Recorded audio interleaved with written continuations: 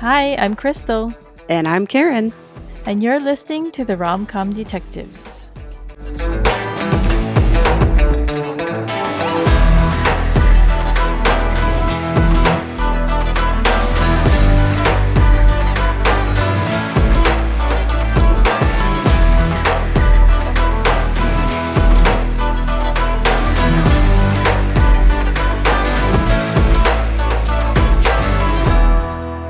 Welcome to Rom-Com Detectives, episode 17, Fools and Madmen, the next episode in our Mentalist unit. Today, Karin and I will be breaking down the 9th episode of the first season called Flame Red. This episode originally aired on December 2nd, 2008. It was written by Ashley Gable and directed by Charles Beeson. First up is our case briefing. This case takes place in a town called Marquesa, California. It's a fictional small town with a very small police department, like maybe 2 people, I think he says Maybe, at one point. yeah. So it's really small, but it seems to be a farming community. Title relevance: the episode deals with a series of arson fires. The victim is Rich Garcia, and he was burned to death in his garage. The CBI got involved because the county DA requested them. Why would they do that though? I don't know. Maybe because it's Oh, because it's too small. Okay. such a small That department. makes sense. But yeah, the motive in this one was revenge. And for guest stars, there weren't too many this time, but there were 2 pretty big ones. One is a voice actor, Marcella Lenz Pope. Then there's Frederick Kohler. He played Tommy. He is a pretty standout actor in this one. hmm From like he's pretty. A lot of fans point to this scene as something that really like gets them in this one. So it's a kind of like a fan favorite or a very memorable scene for fans. But I actually recently saw him in Lost.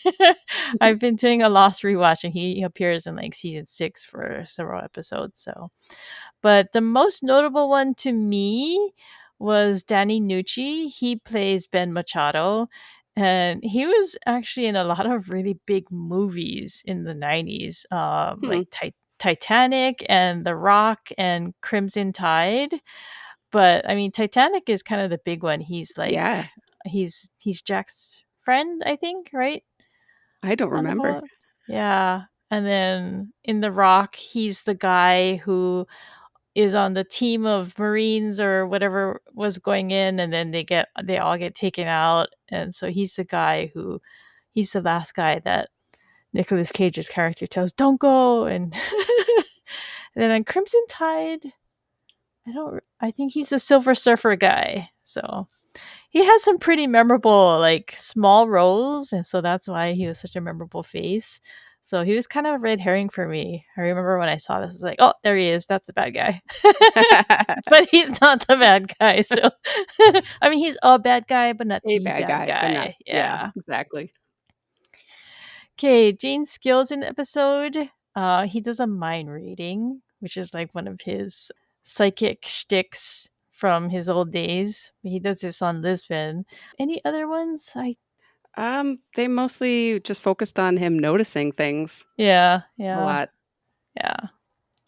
All right, let's get to the episode breakdown. But yeah, like I said, it starts with a mind reading exercise. I love this scene. Oh yeah. A lot of Jasmine fans love this scene because it's like one of the early indicators that there's maybe something going on between them. There's some chemistry. Hint, hint to the people who see no chemistry.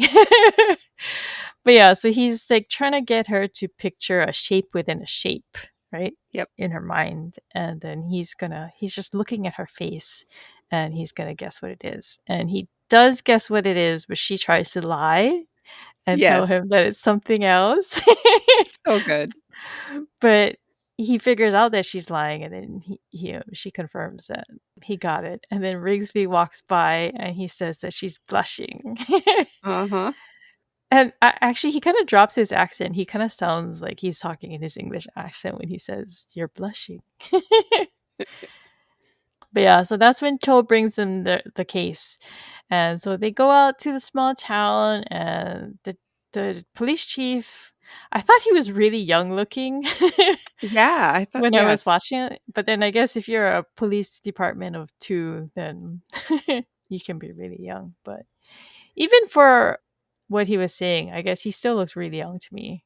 Like he was like Yes, because they early were early 30s maybe? I don't yeah, know. because they were all part of a A unit. military unit Yeah. that Yeah. what they saw action in Iraq, so Yeah. I feel like they would be older. But yeah, so Jane correctly surmises that the victim and the chief were former comrades because he notices that he'd been crying and he sees his ring. And at the scene, we learned that Rigsby isn't. This is where we learn about Rigsby being an arson specialist. But I was a little skeptical about his experience because his assessment of the scene, I was like, this doesn't make a lot of sense. It sounds like something that TV writers came up with, right? Because Yeah. it's when he picks up that burnt piece of the garage door. He's like, "See this? It's on the outside." And I was like, "Dude, it's like a literally like a standalone piece of debris. Like, how do Uh-huh. you know How it's do you on know the what's the outside? outside?" Because it's not like there's a structure or a frame or anything, and it's not like the lock is still on the garage. It's just a piece that he picks up. Mhm. It's just pieces of wood with a lock on it. So yeah, I was like, Rigsby. But Cho says that arsonists usually like to watch, and so they're wondering, oh, where was he watching from? And so on cue, this was like, Jane? Jane? And he's calling out from behind a scarecrow that's nearby in the field. And it's important to note the scarecrow's outfit here for later. All right, so this is where the intro begins, and then Rigsby says that the fire was set by an expert and that they use a distinctive accelerant like rocket fuel. And I was just like, where does an ordinary person get rocket fuel? Right? That's something I can easily go down a rabbit hole. It's like, where do I buy rocket fuel? And how do I make sure it's not traceable? Because that seems highly traceable, It does. right? But I just, how is rocket how do you detect that from a burn pattern? yeah, I don't Or know. Or I know even by a the scent. Does rocket fuel have a specific scent? So I don't know. I was confused here. So Lisbon calls Jane to go into the house because I guess the guy was killed at his home in their garage, which was separate from the house. right. But they go inside the house to talk to the widow because Jane was playing on a rusty tractor, like playing up the man child bit again. But inside, Jane is observing. He notices interactions between the chief pillar and the widow. And I thought it was kind of cute that, like, she offers food because they have a lot of people bringing over food, as people do when Right. someone dies. And she offers food, and Jean's like, "Sure," and the husband's like, "No." But he sneaks off, and he goes and grabs a brownie.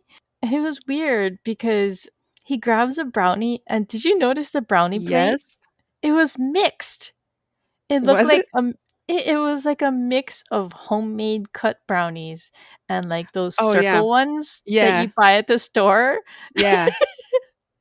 So I was wondering, like, oh, did someone on set like sneak brownies and they had to fill them in? And oh my god, we don't have any more brownies. We were gonna have to take some from from craft service. Oh, I But was amused. he puts one in his In his pocket. pocket, yeah.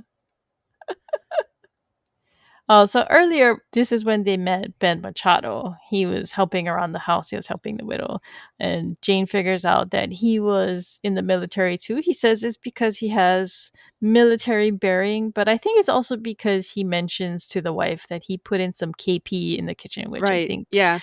what does KP stand for? It's a military term, I know, but I have no idea. oh, okay, wait. Let me Google that real quick. Okay, it stands for kitchen patrol. Aha.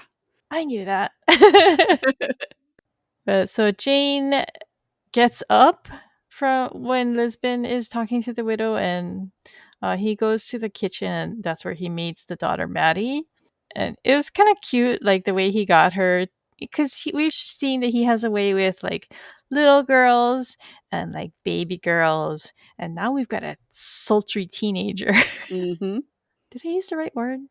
Sulky teenager, not sultry. Oh my god. You're right. Good catch. Now we see him here with a sulky teenager. And he kind of has a way with her too, right? He gets her to remove her earbuds by like miming, like pretending he's not miming, by pretending he's talking to her, like just mouthing words. And she Mhm. like she can tell that he's not saying anything, so she gets pissed off and she like asks him what's wrong with him because he's like joking around while her dad just died. But he does get her to talk to him that way. So It's interesting though that he doesn't pull his punches there. He's pretty yeah. Yeah. kinda harsh with her. Like, "Yeah, your dad died and life will keep going." And yeah, he's not gentle with her at all. I think he gauges though that she probably wouldn't respond to like a soft Yeah. touch. Yeah. Yeah. Because he already can tell that she's angry about Mhm. something and he guesses that it's toward her mother. So but armed with that vibe from the daughter, he goes back and he goes really hard at the widow. Yep.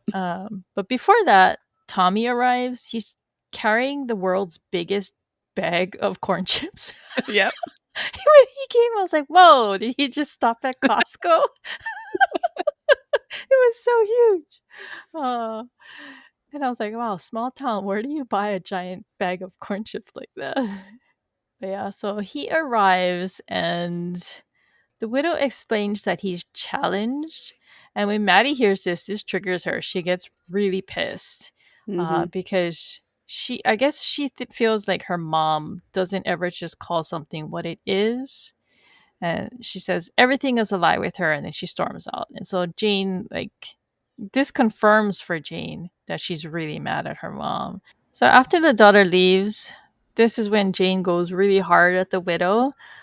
He like lays out that he says that Maddie is angry because she thinks that the chief is responsible for her dad's death, and the wife denies it. And she insists that they were best friends and he would never hurt him. But at the same time, she does admit that they were having an affair. So yeah, I mean, Mhm. he like she says that when he came back from the war that he closed her out, and Jane at this point he actually rolls his eyes and he gets up. He's like got no patience for her excuses because I mean, if you think about it, the things that she's saying are kind of ridiculous and they're just excuses, right? So because I mean, she's insisting that Pillar wouldn't hurt her husband, but he is by like having like sleeping with his wife. Right. So then we go to Rigsby and Van Pelt. They're interviewing a mechanic, I think at a gas station. And we learned that Grace knows things about 70s cars. I guess maybe from her dad. I don't know. Yeah, kind of a weird little Little, tidbit to throw yeah. in there. And I don't think that ever comes back, does it? I don't think so. I mean, it kinda translates into the computer stuff, but it's Yeah. not yeah, They're it's a kind whole of, other I guess they're kind of trying to make her out to be like a tomboy kind of a thing. little bit. Yeah. Yeah. But he tells them that it's weird that Rich died in a fire because 3 years ago, a guy named David Martin, who was also in their unit, died in a fire too. And then on cue, Grace gets a call, and that and it's to tell them that there's a fire at the chief's house. So everybody goes there, and Ben Machado is there, and Rigsby runs in. He throws a chair out the front window, I know, it's so dramatic, I love it. and then he jumps out with Pillar and his arm is on fire. And so this kind of like leads to into the Riggs pelt that kind of like accelerates haha Ha, ha, ha, ha. accelerates their fire. But so Lisbon and Jane arrive at the motel where Grace is tending to him. And I think this is at least a few days later because they're all wearing different clothes and he's already been discharged from the hospital. So obviously, a lot of things have happened in the meantime. Yeah. So, and they mentioned that Pillar had tranquilizers in his system, but he's at a burn unit at a hospital in Sacramento or something. So, Joe arrives and I like this part. It's like something so small, but it was Yeah. funny. Cho arrives and he cracks a joke about Rigsby being the mummy. And I like that Rigsby totally doesn't pick up on it until like Yep. way later. Like no one responds to it. It's like Cho's trying so hard. But Cho says that the lab found. Wait, so I don't know if I wrote this down right. He says that the accelerant matched the one at Rich's scene, and it was ethyl ether. So is ethyl ether the rocket fuel? That's what I wondered because later I believe they also mentioned rocket fuel again. Yeah, yeah. So I got totally lost on that point. Yeah, I was like, I thought they said that it matched, but if it was ethyl ether, it is ethyl ether. I don't know. What is ethyl ether? Does not say that it's rocket fuel. Yeah, I googled is ethyl ether rocket fuel, and I don't have anything. It says it's a fuel for model airplanes.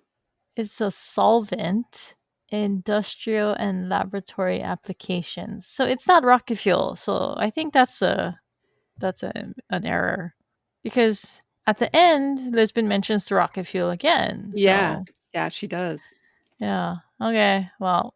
So Lisbon sends Cho back to talk to the widow, and then she tells Jane that they're going to go up to Alton's Grove, which is, I think, something they got from the mechanic guy, Mitch, because he's the one who told them about Dave, I think. Yeah, So so I that's where think, Dave was living, yeah, and the other guys bought the land for him to yeah, help out.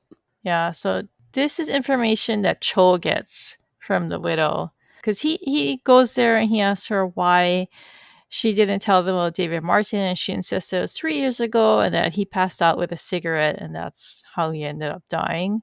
But then she mentions a business that her husband, Chief Pillar, and Ben Machado were in. I guess it's a real estate company.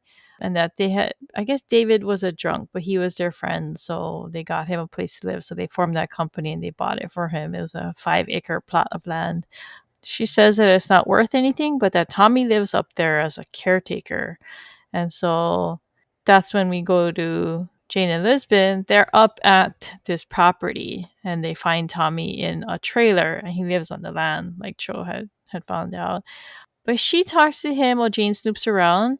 He spots a copy of Moby Dick among children's books, and then Lisbon's talking to him, and then Jane had wandered off, and he found a fenced off area with water coming out of the ground with all kinds of like plants and stuff. And they had Mhm. mentioned earlier that there's a drought in the area, so Oh, yeah.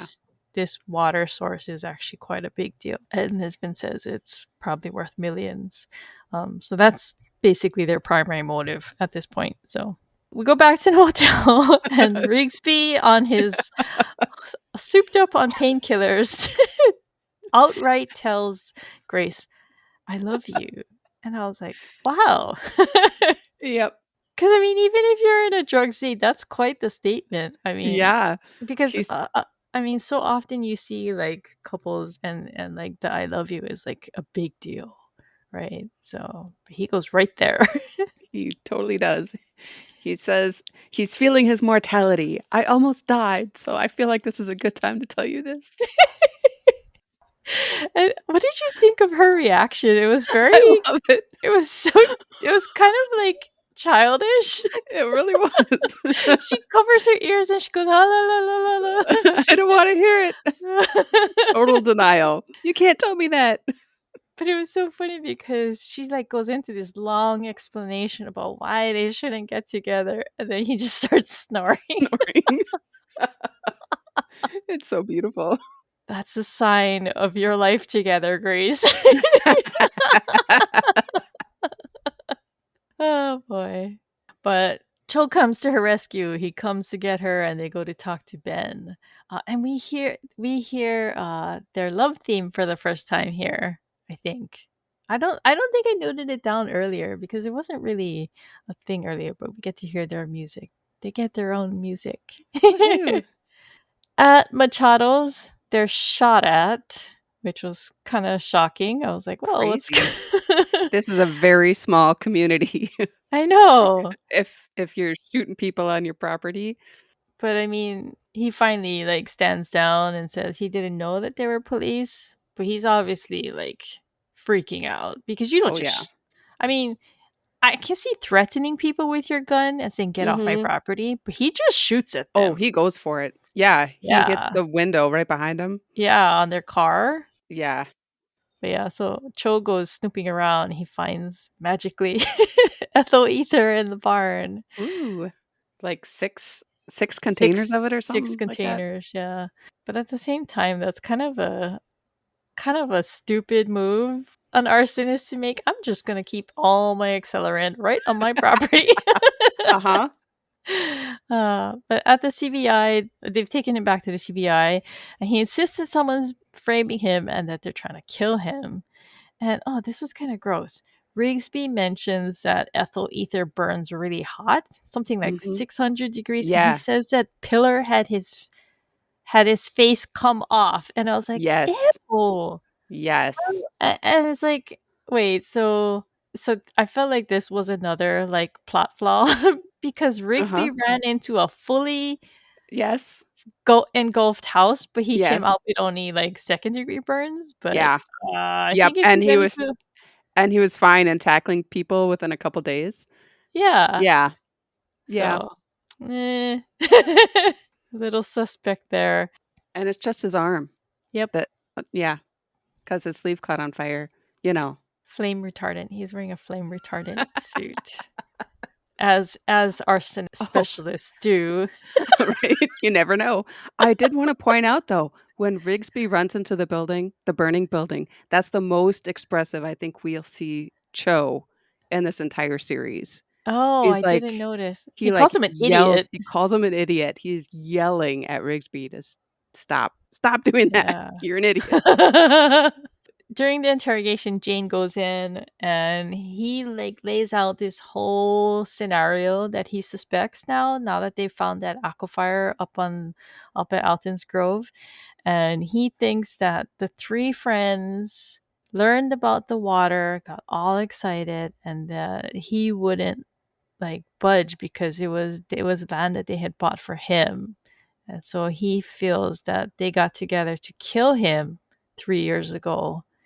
And because I think that what the wife mentions that it took them a long time to get the land back in their name. So he Yeah. knows that there's some kind of like legal issue there where they're trying to get ownership of that land back. Because I mean, and I do think that that's suspect because I guess typically when somebody dies, you just put it up for sale again. But in this case, they're getting it back in their name. Yeah. So obviously they want it. So that kind of clues them in that they know that there's value in that property because the wife assumes that there's no value in the property, but they try to get it back. So, and I mean, why would you fight for a worthless piece of land, right? Unless you knew about Right. that. So, but then Jane does his thing. I think this is the second time where he's like, ah, okay, you can let him go.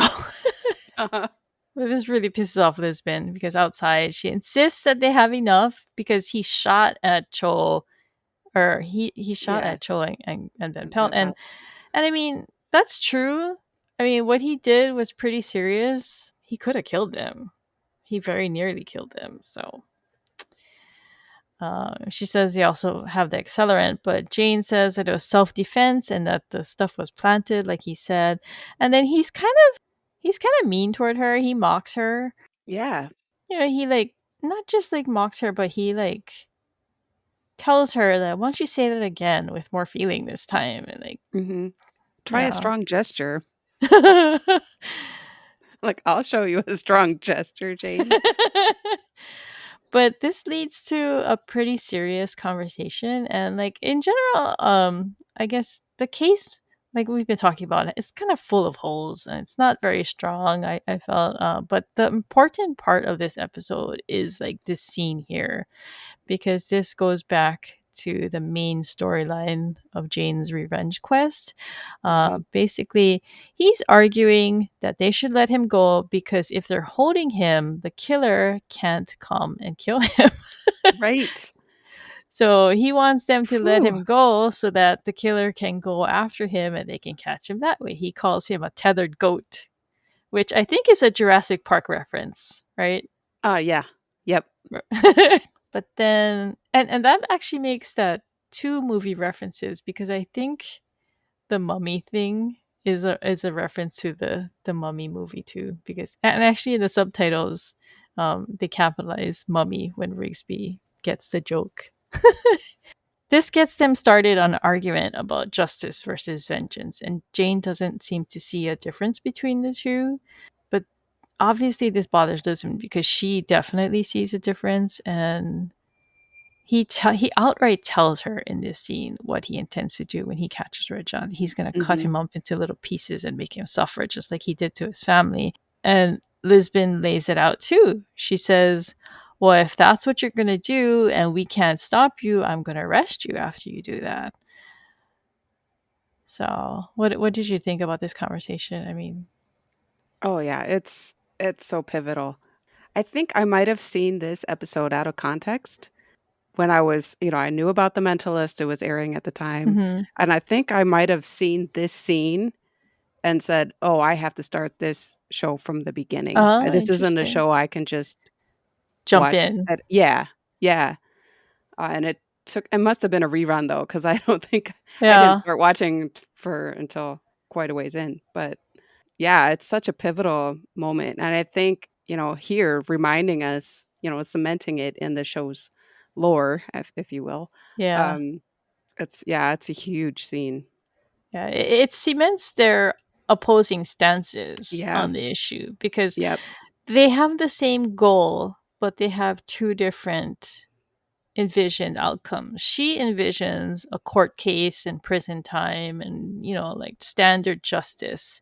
Mhm. And he is more, it's gonna be eye for an eye. It's gonna be vengeance. It's vengeance versus justice, which is what she was making she was making that distinction. But it's an interesting way to like set them up because we watch that change over Oh, time, yeah. right? Yeah. Yeah. So Yeah. this is There's like their this is starting the line. foundation. Yeah. Yeah, so I love this. I love this part, even though they're clearly at odds, because he's being antagonistic toward her. He's being disrespectful. He's not being very. What's a good way to put it? He's not being nice, you know. And she's not taking crap from him. She's pushing right back. So, and I like that about Lisbon. So. Mhm. But when Cho comes and asks what to do, she actually does what he says. Yep. And she says, "We're going to let him go." And he's like, "Seriously? Like, let him go, let him go?" like he can't believe it. But she's going to go with the tethered goat plan. But she does tell Jane that if Ben dies, it's his fault. Yep. And so this I felt was confusing for me. From here, it gets a little muddled. I don't understand the plan here. So I guess he had pitched that they would just watch for the killer, but he Yeah. had he had He had other Jane ideas. yes. So the team watches Ben as he arrives home. Cho busts out a book, and then Rigsby comes up with this idea that, hey, maybe Mitch Reese is actually Dave Martin and he didn't actually die. And so he suggested they go talk. And I thought this was hilarious because they're like, oh, but he was bald. He's like, oh, maybe it's a wig. Yes. Okay, so they leave Ben's house, they call it into Lisbon, but then they go to the gas station and they're questioning him, and Joe actually yanks his hair, Yep. and "Can then I he touch just your looks hair?" "No." He yanks it.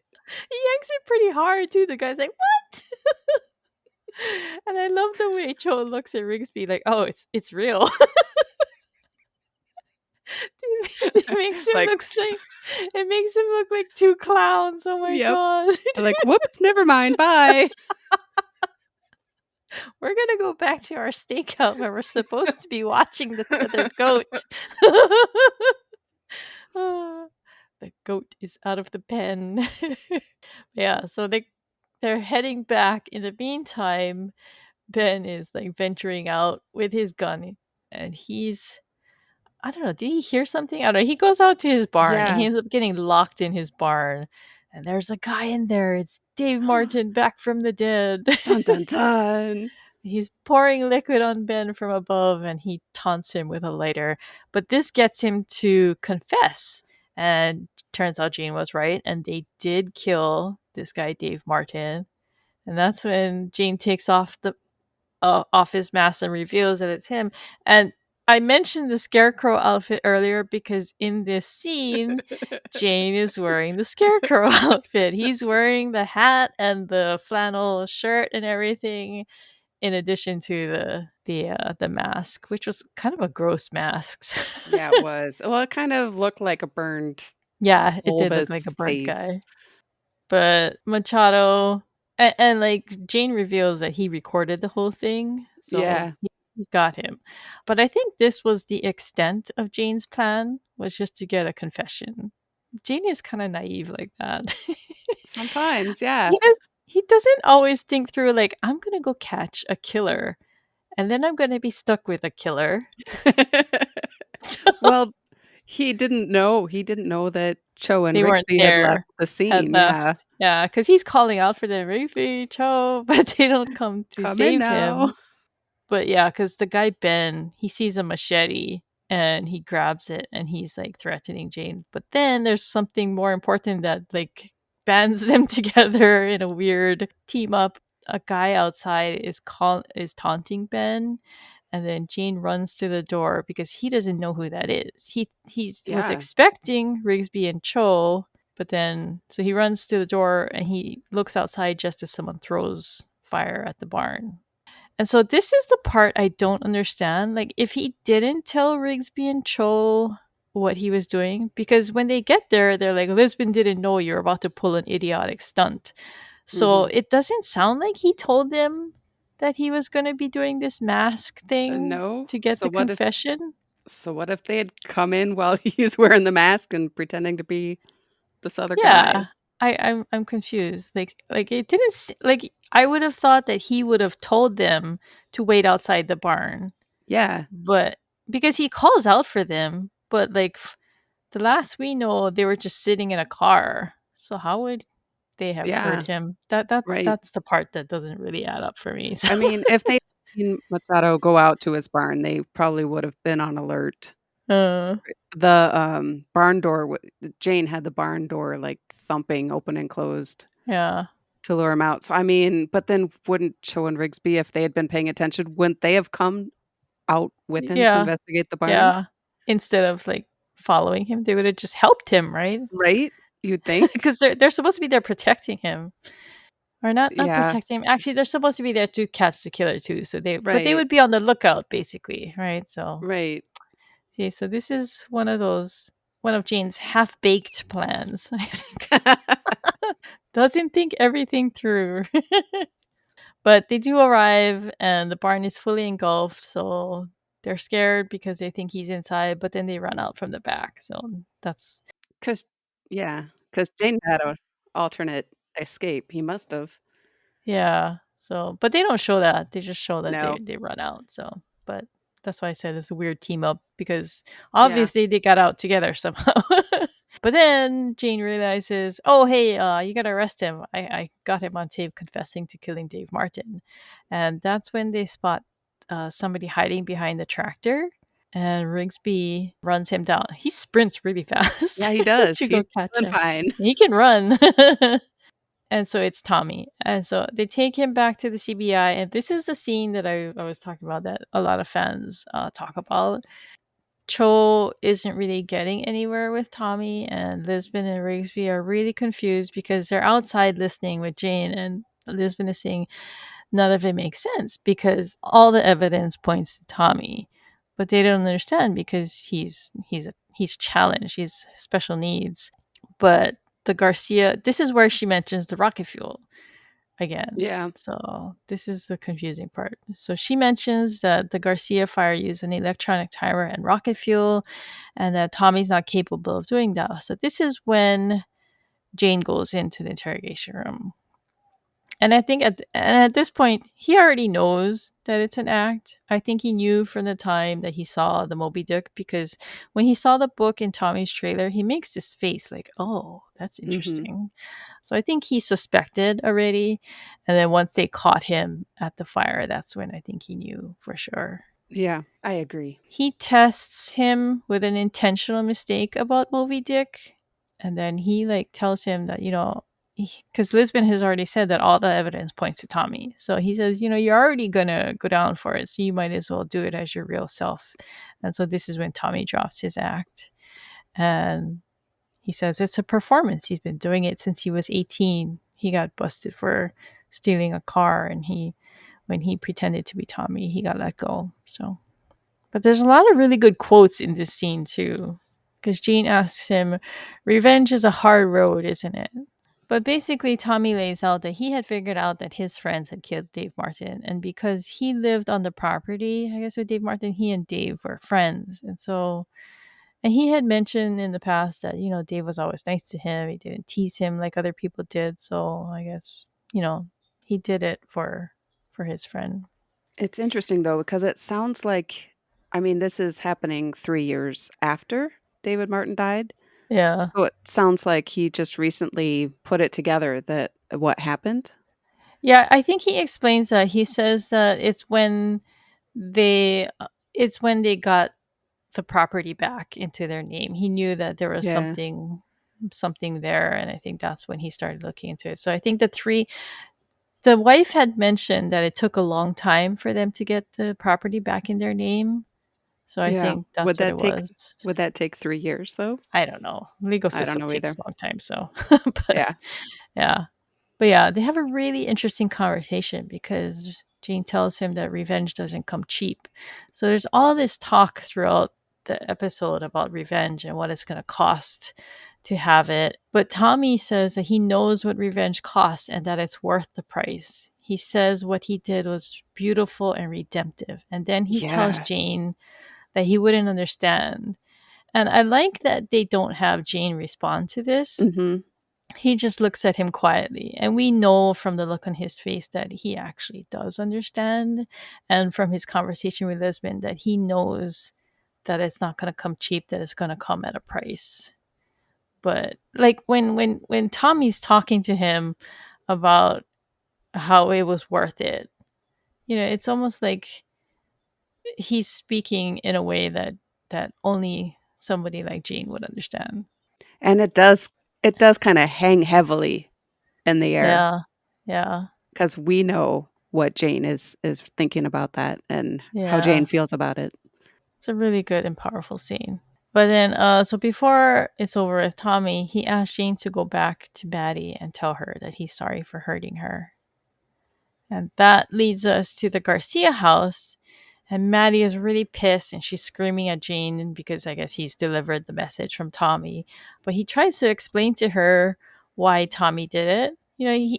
Again, like you said, he's not pulling punches with the daughter. He's like telling her, your dad killed somebody.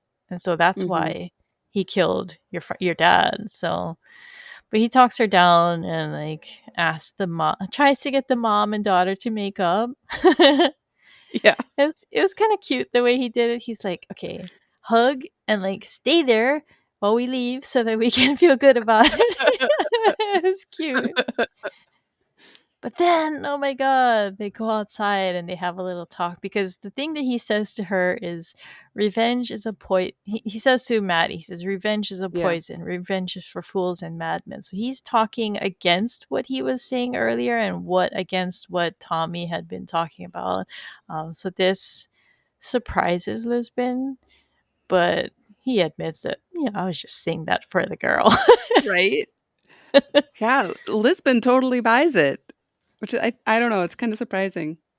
Yeah. But on the porch, this is I think the first time we hear Jane and Lisbon's theme. So we got to hear the Rigspelt theme and now we get the Gisbin theme. It's kind of hard to hear because of the rain, but it's there. Mhm. But then yeah, they run out to the car in the rain and that's where the episode ends. All right, cold reading. At what point does Jane crack the case? Like I said, I think he started piecing things together. Like he had gathered up a lot of information, but I think he didn't truly know until they saw Tommy behind that tractor. Yeah, and I wonder if Tommy hadn't been caught there, would he have gotten away with it? Yeah, yeah, because at that point Jane's whole focus was on busting Ben for, like, he had told Lisbon that they were gonna use him as a tethered goat to catch the killer, but he was more focused on getting Ben busted for killing Dave Martin. Yep. So, because I don't know, do you think at that point Jane had kind of lost interest in Rich Garcia's killer? Because at that point he thinks that Rich Garcia is a killer, so he probably thinks that, he doesn't really deserve justice. So I think he Yeah. shifts his focus, I think, Yeah, I think so too. to catching Dave Martin's killer. Yeah, I totally agree. So that gives us another look at Jane's, like, priorities, right? Mhm.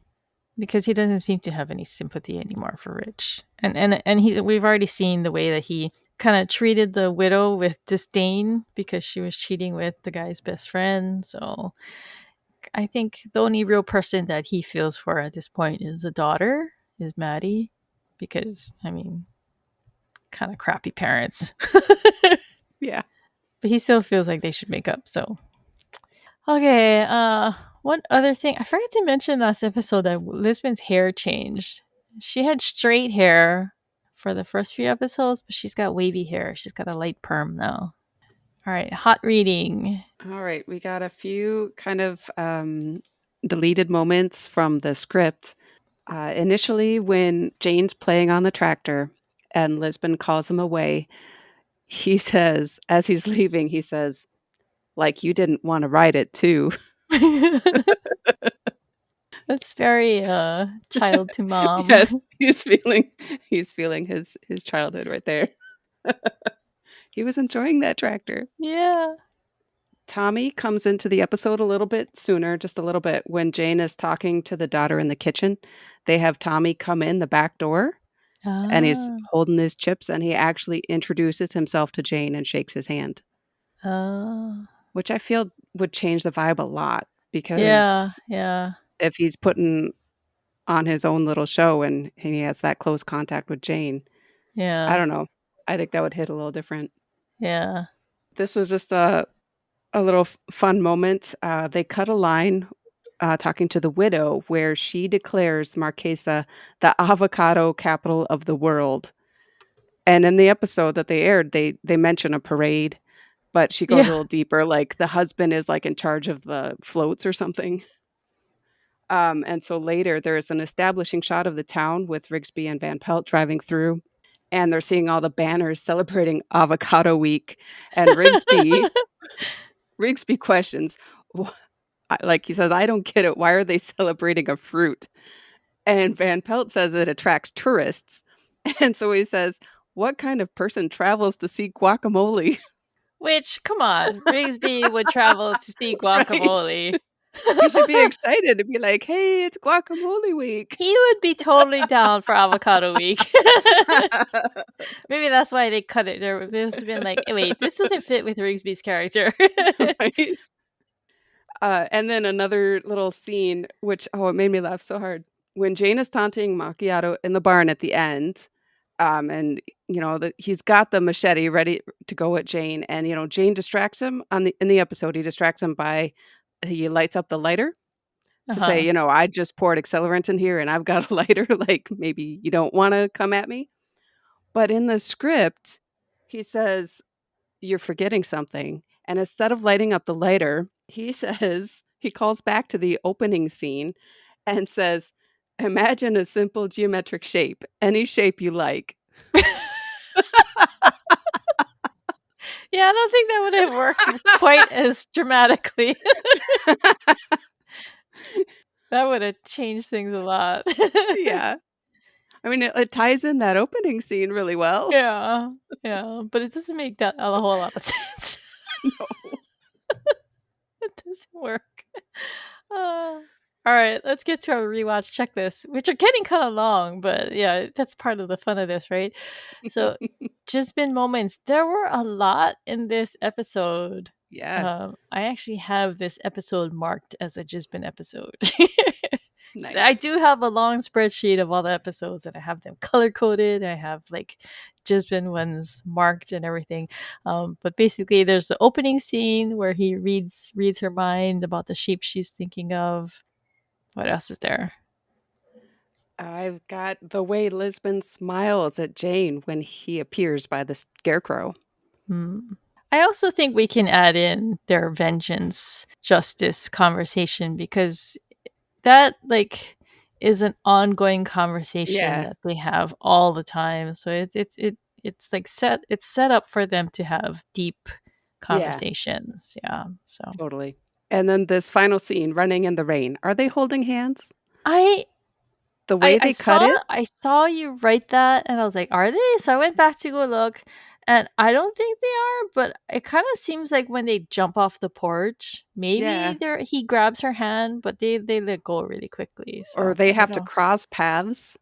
So I can't tell if they were like if he's like pulls her a little bit by holding her hand or it's hard to tell. So, yeah, I guess I don't know, has that been discussed much? I feel like it's less them holding hands and maybe she didn't want to get go into the rain and maybe he pulled her out into the rain. Yeah, or something. Yeah, because it I was don't know. super fast. It's a But blink and you yeah, miss it kind of thing. yeah, it is. But I call this the scene that launched a million fan vids. It's like in every single Chispin fan video out there. Locations, I didn't really notice anything. I don't count the CBI. That's why. So like all the small town stuff didn't really look recognizable to me. Mm-mm. No additions to the punch list. There are okay. Suit watch.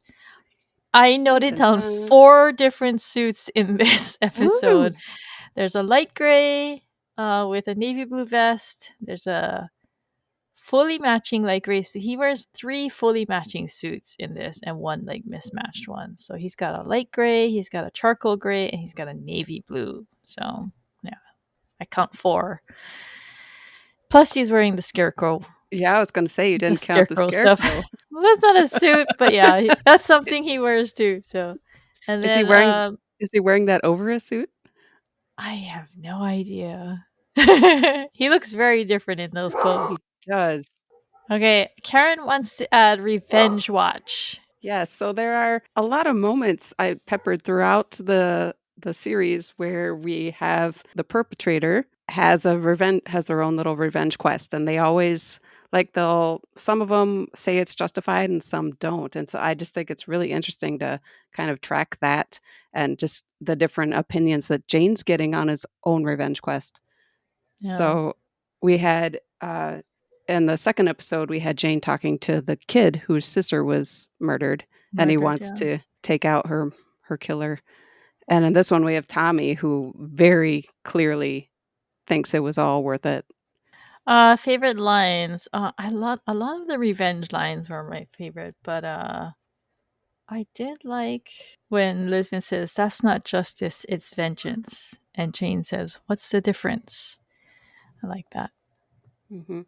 And then I also like the ending one when he says, "Revenge is a poison. Revenge is for fools and madmen." I like that one too. I put down as my favorite the one when they're talking about bait and Lisbon says, "And too bad if the bait gets killed." And Jane says, "Well, yes, that's why you use goats and not babies or virgins for that matter." And if you've watched the gag reel for this season, she had a really hard time with this line, apparently. She couldn't say the too bad if the bait gets killed part or something. Okay, what is the Chosinger of the week? The Cho Zinger of the week. It's when Rigsby and Cho are in their stakeout, and Rigsby says, "Are you thinking what I'm thinking?" And Cho says, "No. I was thinking how I wish I could go back in time and have sex with my 8th grade history teacher, Miss Huffaker. Is that what you were thinking?" Oh my god. This was so out there. I remember watching this like, what is wrong with Cho? Oh my god. I know. And then when Rigsby says, "No, I was thinking of the mechanic," Joe says, "Well, whatever lights your fire."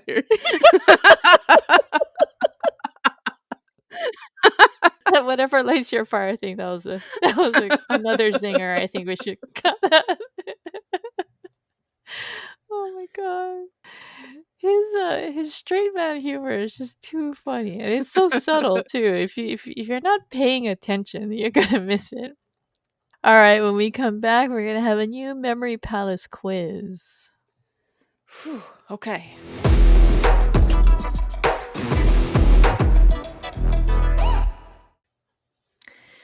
Okay, we're back and we have a new Memory Palace quiz for you this week. You can check out our social media pages for a bonus question this weekend. I have been really bad about posting these. I'm very sorry, but I will catch up and I will post them. But just keep a look and I'll get them out there. But the way this works is I will ask 5 questions of increasing difficulty, questionable increasing difficulty about the episode we just discussed, and you have 5 seconds to come up with an answer. Are you ready? Let's go. Okay, question 1. What color hat is Jane wearing when he confronts Ben Machado?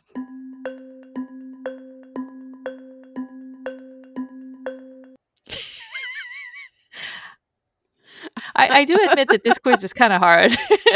Awesome. I want to say red. Yeah, it's red.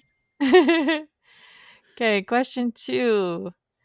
Where did Rigsby work on his previous arson squad?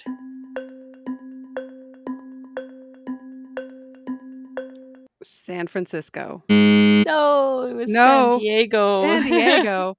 Oh, Lisbon was in San Francisco, right? Yeah. The wrong San. Okay. Like I said, this is a hard quiz in general. I'm not throwing any punches either. All right. So, question 3. What was being grown in the farm field that the team walks through to get to the first crime scene?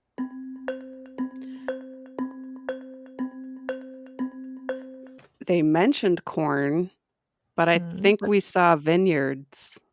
of? Grapes. No, it was No? That tomatoes. was tomatoes? Yeah, you can see tomatoes on the vines. Oh, wild. I'm always distracted in that scene because of the weird audio that's going on. Oh, really? Yeah. The Oh. yeah. They've got kind of that radio chatter going on or something. I don't know. Uh, okay. You're gonna Okay. be able to get this one. Okay, Because let's go. question 4. What kind of parade was the victim preparing for the night he died?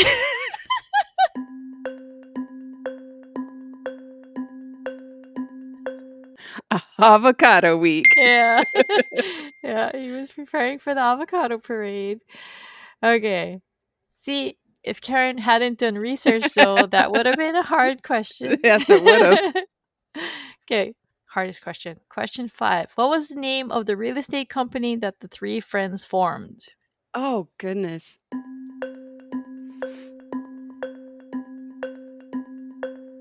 I don't know. It was Mar Verde. That's a tough one, right? Yeah, it is. I'm terrible with names.